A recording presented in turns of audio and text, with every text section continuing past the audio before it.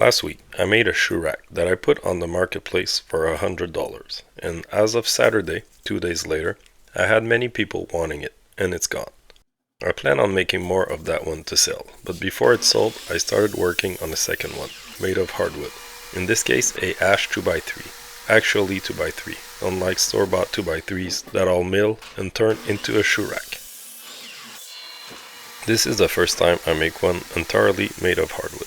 Before owning a joiner, it was harder to use hardwoods because all the pallet stuff I found was never square enough to make things with legs or big glue-ups that weren't simply strips. Now I can turn all those pallet wood beams I accumulated into usable lumber, make nice and expensive looking furniture. I run the jointed wood through the planer to get both big surfaces parallel. Once done, the wood will be ready to rip in the dimensions I need. I start by ripping down 2 square pieces for the legs, at 1 1/4 inch. Each piece is 2 legs and will be cut on the miter saw later. The full cut list is in the description.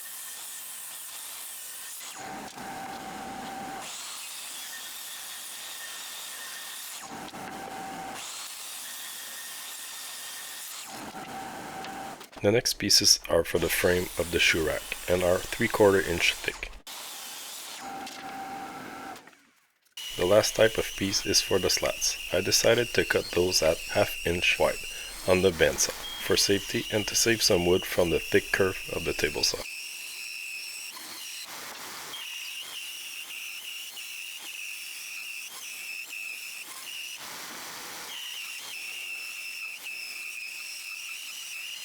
Since I cut them on the bandsaw, I run them through the planer, removing just a little bit, just to get them nice and smooth for sanding later, removing the bandsaw's blade marks.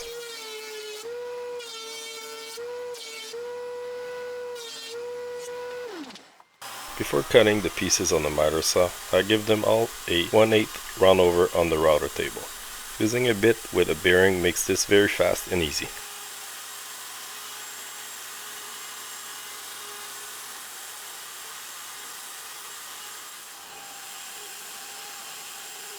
All the parts are ready to be cut to length.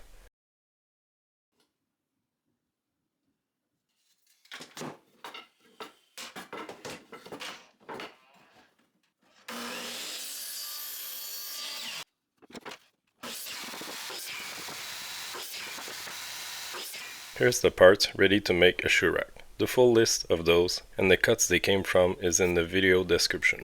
Before gluing and screwing the parts together, I'll pre-drill some 5/16 inch holes to hide the screws with dowels later. Measure 3 inches from each end and 3/4 inches from one end.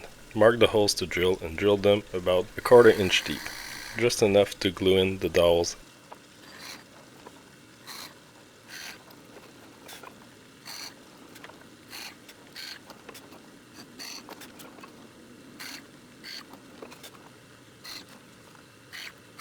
To raise the pieces to the right level, I'm using little offcuts from earlier. You can use a paint stir and stick or anything that is the right thickness to center the boards on the legs.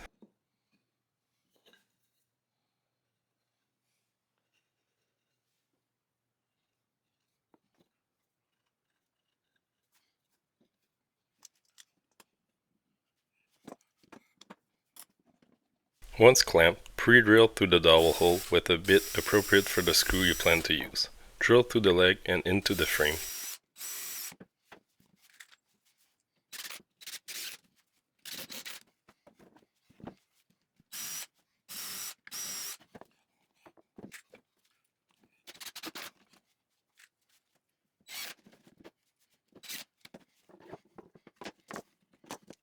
Go back to the drill and add holes around 3 inches from each end, barely lower or higher than the others, to attach the 2 sides with the longer pieces. On the longer pieces, measure the half point, then half point between each side and then so on until you have 7 points. Drill a shallow hole the size of a screw, 1/2 inch from the sides of those points. Those holes are to hold the metal pins on the slats. This makes for a screw-less design and no visible holes to hold the slats. This will all make sense in a bit when we make the shelves. Add a piece of tape on your drill to make the shallow hole. Make sure you don't go through, as that will show from the outside.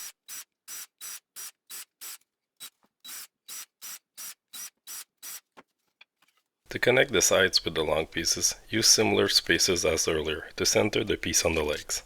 Use clamps to hold stuff in place, glue and screw.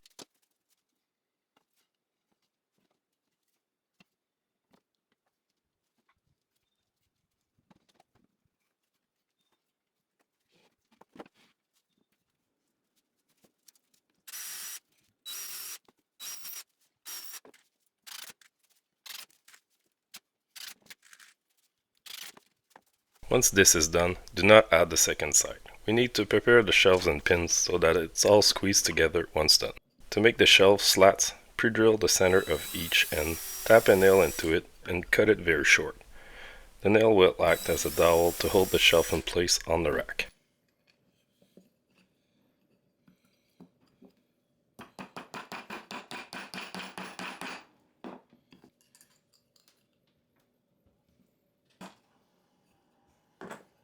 Using a piece of wood with a big Forstner hole helps protect my table and clip parts from flying all over my shop.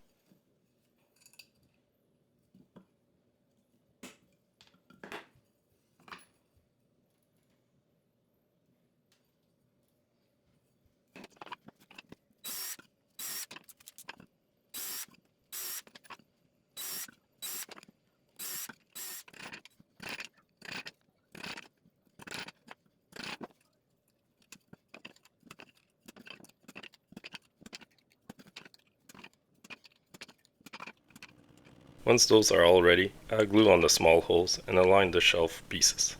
Once that's done, we can squeeze in the other frame parts, aligning the pins in that too.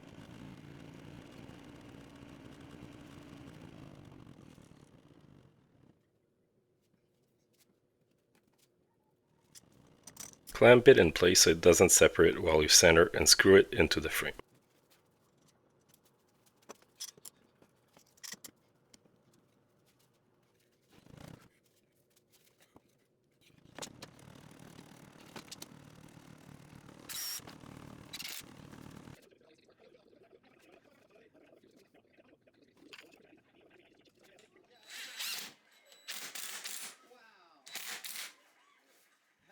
Now that everything is screwed, add glue to the holes and drop a dowel. I cut my own dowels from a longer dowel. It's much cheaper and less wasteful.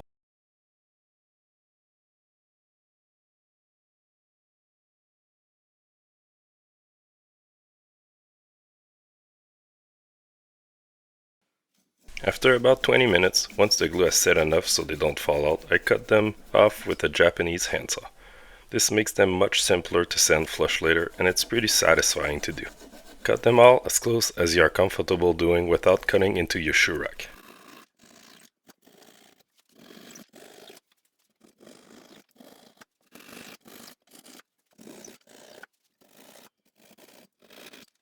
Time for the dreaded sanding. With hardwood, sanding takes a bit more time. Saw blade marks don't come off as easily, but the result is very satisfying. I find that the finishes I use on hardwoods, compared to paints I use on softwoods, are quicker to apply, so it ends up pretty much a toss in finish time.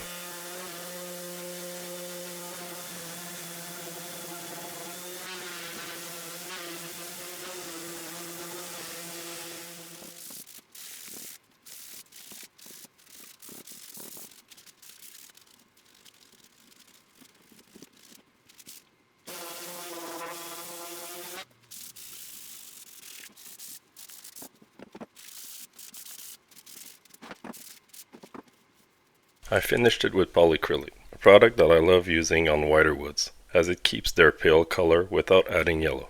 It feels similar to polyurethane once cured.